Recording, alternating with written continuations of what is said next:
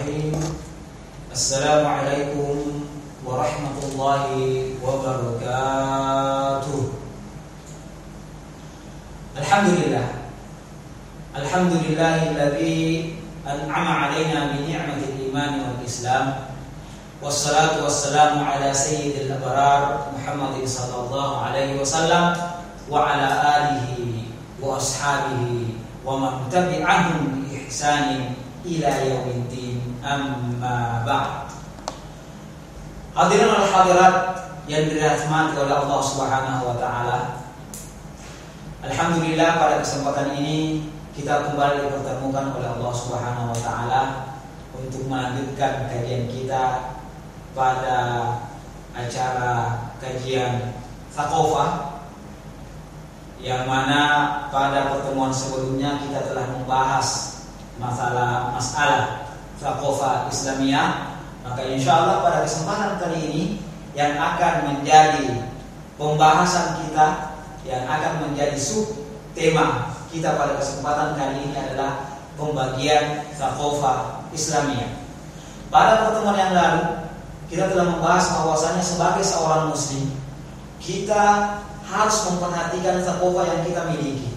Karena kenapa? Karena ini merupakan identitas kita.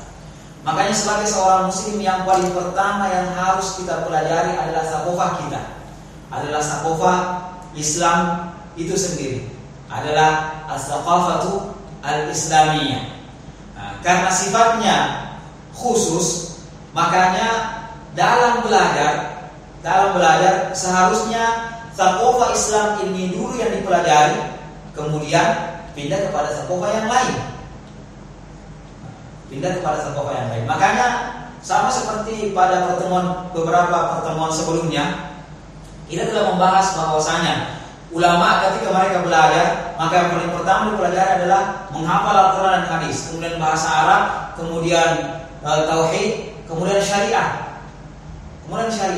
Maka ini semua adalah Thaqafah Islamiyah. Maka seharusnya kita dalam belajar dari pengetahuan yang senantiasa kita kejar mulai dari TK sampai perguruan tinggi, yang paling pertama yang harus kita pelajari adalah Thaqafah Islam itu sendiri. Nanti setelah Thaqafah Islam kita mantap, baru pelajari Thaqafah yang lain.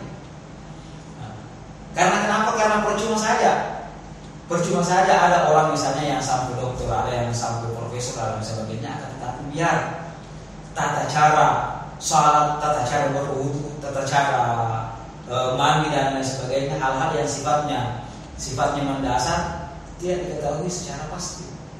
Karena kenapa? Karena hidup kita ini adalah untuk beribadah kepada Allah Subhanahu wa taala, dan yang bisa mengantarkan kita untuk beribadah kepada Allah Subhanahu wa taala secara sempurna adalah Thaqafatul Islamiyah ini.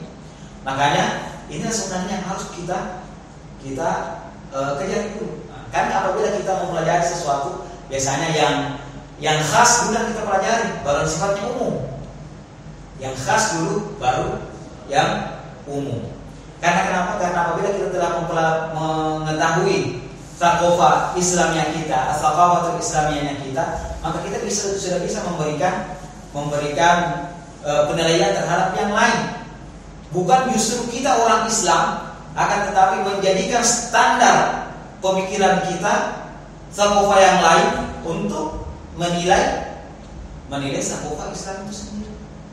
Nah, kemudian di dalam Thaqafah Islamiyah apa saja sih isinya Thaqafah Islamiyah ini? Nah, di dalam Thaqafah Islamiyah di sini ada ulama yang membagi bahwasanya dibagi secara Thaqafah Islamiyah ini dibagi secara umum terhadap dua bagian. Ada yang sifatnya maqasid, ada yang sifatnya wasail.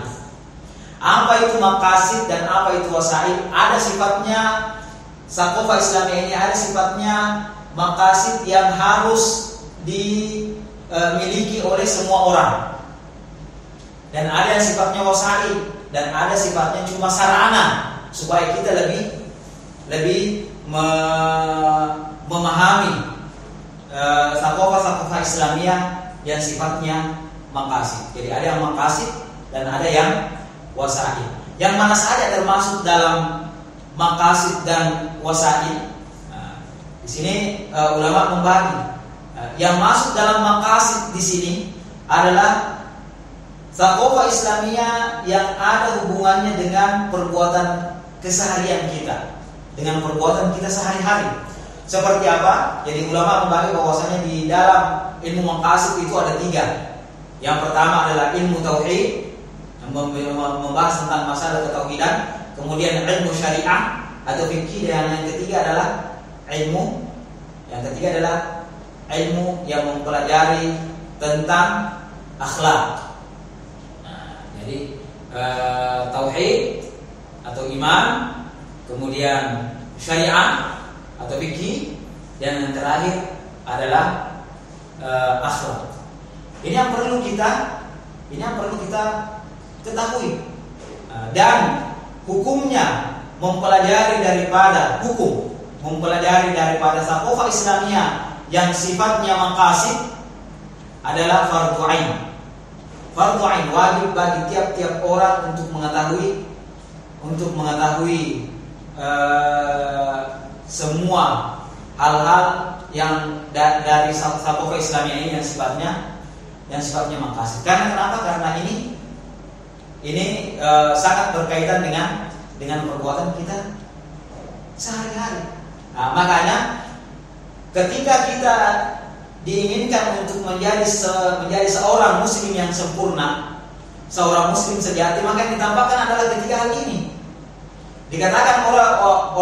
Dikatakan seseorang itu adalah seorang muslim yang sejati ketika dia menampakkan ketiga hal ini. Akidahnya adalah akidah Islam. Yang kedua, syariatnya adalah syariat Islam. Yang ketiga, akhlaknya adalah akhlak yang Islami. Akhlaknya Islami. Karena kenapa? Karena ini adalah maqasid dan sifatnya adalah fardhu ain. Nah, kemudian ada juga yang sifatnya wasail. Yang sifatnya wasail ini adalah yang masuk dalam Thaqafah Islamiyah ini untuk membantu kita memahami ketiga Thaqafah yang sifatnya maqasid tadi. Seperti apa? Seperti misalnya yang pertama yang ada hubungannya dengan Al-Quran, seperti tafsir.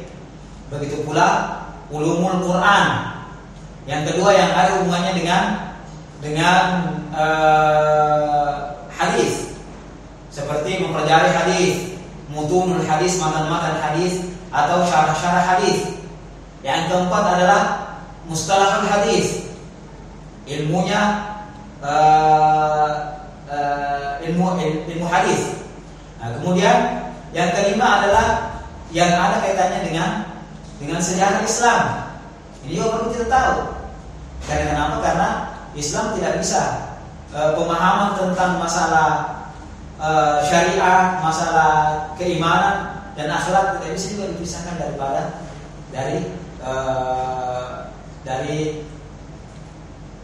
tarikh itu sendiri atau dari sejarah itu sendiri. Kemudian yang keenam adalah usul fikih. Mempelajari usul fikih. Dan yang ketujuh dan yang paling penting yang ketujuh, karena kenapa? Karena sumber-sumber hukum Islam berbahasa Arab, maka ulama memasukkan juga bahasa Arab di dalam wasail, di dalam Thaqafah yang sifatnya wasail, yang sifatnya sarana. Dan hukum daripada mempelajari Thaqafah Islamiyah yang sifatnya wasail adalah fardu kifayah. Fardu kifayah, harus ada orang yang mempelajari. Nah, maka bersyukurlah kita kalau kita bisa insyaallah mempelajari ilmu wasail. Karena kenapa? Karena dengan adanya kita mempelajari ilmu wasail akan memudahkan bagi kita untuk mempelajari Thaqafah Islamiyah yang sifatnya maqasid. Dan sebagaimana kita jelaskan pada pertemuan sebelumnya, bahwasanya Thaqafah Islamiyah hukumnya fardu untuk dipelajari bagi seorang muslim. Hukumnya fardu.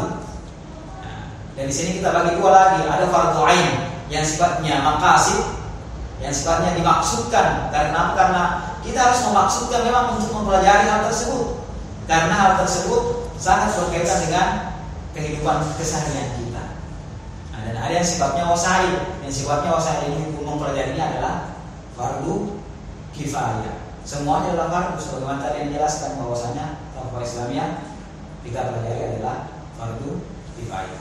Mungkin sampai di sini apa yang kita bahas, insyaallah apa yang kita kaji pada pertemuan kita pada kali ini, mudah-mudahan memberikan sedikit pencerahan, mudah-mudahan memberikan sedikit manfaat bagi kita semua, utamanya bagi diri pribadi saya sendiri. Dan mari kita bersama-sama menutup kajian kita dengan membaca doa kafaratul majelis. Subhanallahi bihamdik, asyhadu an la ilaha illa anta, astaghfiruka wa atubu ilaik. Akhirul kalam, Allah musta'an wa la ittiklan. Assalamualaikum warahmatullahi wabarakatuh.